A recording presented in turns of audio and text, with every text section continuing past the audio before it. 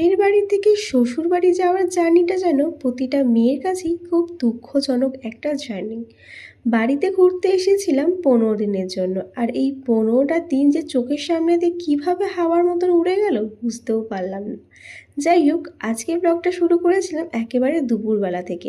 দুপুরবেলায় সবাই মিলে কিন্তু লাঞ্চ করতে বসে পড়েছিলাম, আর আজকের লাঞ্চের মেনুতে ছিল আলু বিরিয়ানি আর চিকেন কষা। প্রথমেই তোমাদের দাদা ভাইদের লাঞ্চটা সার্ভ করে দেওয়া হয়েছিল, আর তারপরে এখানে আমার বাড়ির ফুল ফ্যামিলি মেম্বাররা মিলে কিন্তু লাঞ্চ করতে বসেছিলাম। তবে আজকে আমার মনটা খুব খারাপ ছিল, তাই মাঝে আর কোনো ভিডিও শ্যুট করতে পারিনি। একেবারে বাড়ি যাওয়ার সময় রেডি হয়ে সবার সাথে ভিডিও ক্লিপগুলো নিয়েছিলাম, যদিও নিতে একেবারে ইচ্ছে করছিল না। মনটা ভীষণভাবে খারাপ হয়ে গেছিলো, কারণ এতগুলো দিন সবার সাথে সময় কাটিয়ে বাড়ি যেন যেতে একেবারেই ইচ্ছে করছিল না।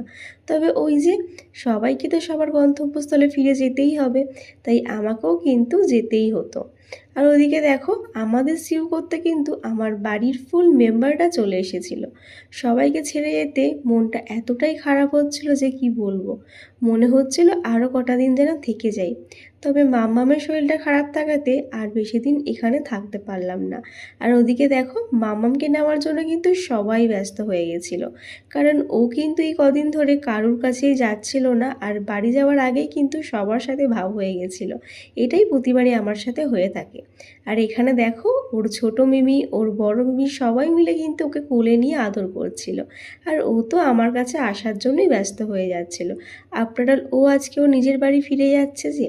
যাই হোক, সবাইকে টাটা করে কিন্তু আমরা রওনা দিয়ে দিলাম স্টেশনে যাওয়ার জন্য। আমাদের বাড়ি থেকে স্টেশনের দূরত্ব মাত্র 5 মিনিট। বলতে বলতে কিন্তু আমরা চলে আসলাম স্টেশনে। আর স্টেশনে আসার পর কিন্তু আমাদের কিছুক্ষণ স্টেশনে ওয়েট করতে হয়েছিল, কারণ ট্রেনটা ছিল অনেকটাই লেট। আর যে প্রচণ্ড পরিমাণে গরম পড়েছিল, তাতে কিন্তু আমার আর মামামের অবস্থা এখনই খারাপ হয়ে গেছিল। অনেকক্ষণ অপেক্ষা করার পর আমরা ট্রেন পেলাম, আর সেই ট্রেনটাতেও ছিল প্রচণ্ড ভিড়। যাই হোক, শেষমেশ কিন্তু আমরা বসার জায়গাটা পেয়ে গিয়েছিলাম। তারপরে সোজা রওনা দিয়ে দিলাম ব্যান্ডেল যাওয়ার জন্য। আর ব্যান্ডেলে গিয়ে যে হ্যারাসমেন্ট হতে হয়েছে, সেই হ্যারাসমেন্ট কিন্তু আমরা এর আগে কখনোই হইনি। যাই হোক, আজকের ট্রেন জার্নিংয়ের এক্সপিরিয়েন্সটা প্রচণ্ড খারাপ ছিল। আর যে প্রচণ্ড পরিমাণে গরম পড়েছিল, তাতে কিন্তু আমার আর মামামের অবস্থা ভীষণভাবে খারাপ হয়ে গেছিলো। তাই আর মাঝে কোনো ভিডিও শ্যুট করতে পারিনি। একেবারে নৈহাটি স্টেশন নেমে ভিডিওটা অন করলাম। তারপরে দেখো, চলে আসলাম বাড়ির সামনে। আর বাড়ি এসে মাম্মাম ফিরে পেলো তার প্রাণ দাদুর কোলে গিয়ে, আর আমি ফিরে পেলাম আমার প্রাণ আমার ঘরে এসে।